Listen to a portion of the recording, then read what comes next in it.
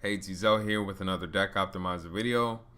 Here we'll be taking a look at the OCG variant of the DDD archetype, in which such decks can be very explosive.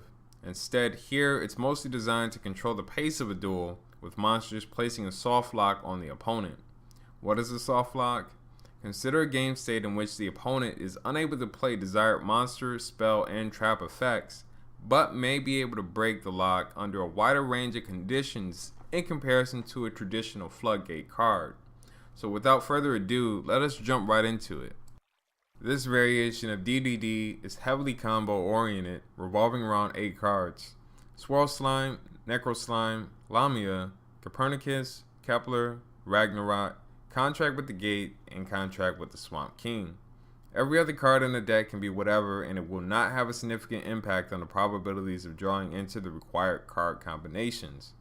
This is excellent because it allows the user to be highly adaptable with their side deck, or in the case that's being displayed here, can be used to increase speed and consistency, as there are 3 copies of Pot of Cupidity as well as 2 copies of Pot of Avidity.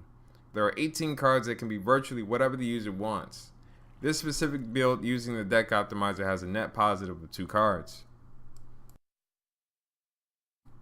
This is the desired in-game state of the deck.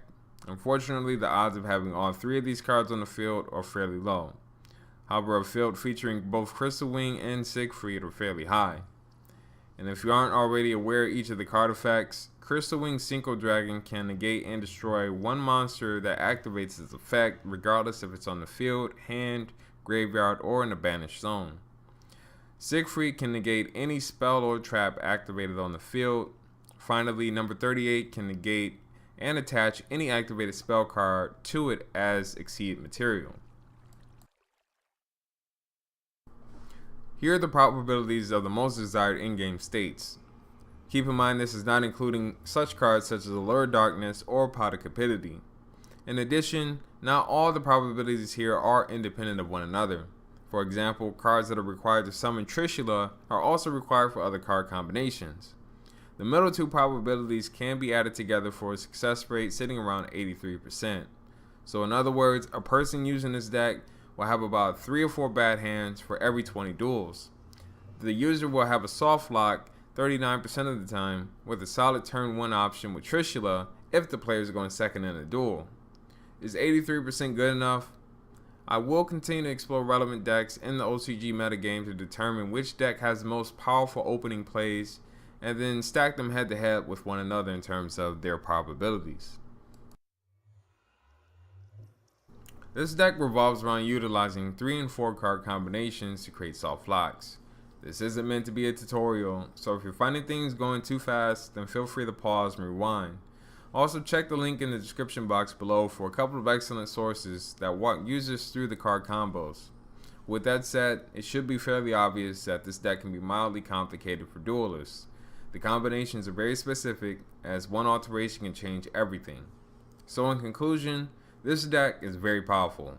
Crystal Wing and Siegfried can outright disable most opposing decks from the start of the duel. Furthermore, the addition of number 38 is enough of a soft lock to be an inherent win condition outright when summoned along the other 2 monsters. However, the drawbacks are considerable.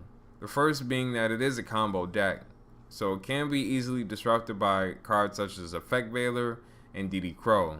Sometimes Max C can be played through due to the board being so disruptive, but it's something that I wouldn't be able to advise to anyone else.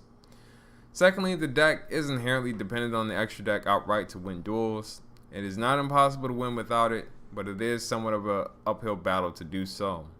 Lastly, the percentage chance of having a good hand is 83%, which is great for a deck revolving around 3 card combos.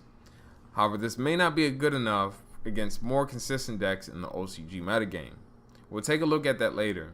But in the meantime, if you enjoyed the video or if you find it useful, please like, comment, and subscribe, and I'll see you all next time.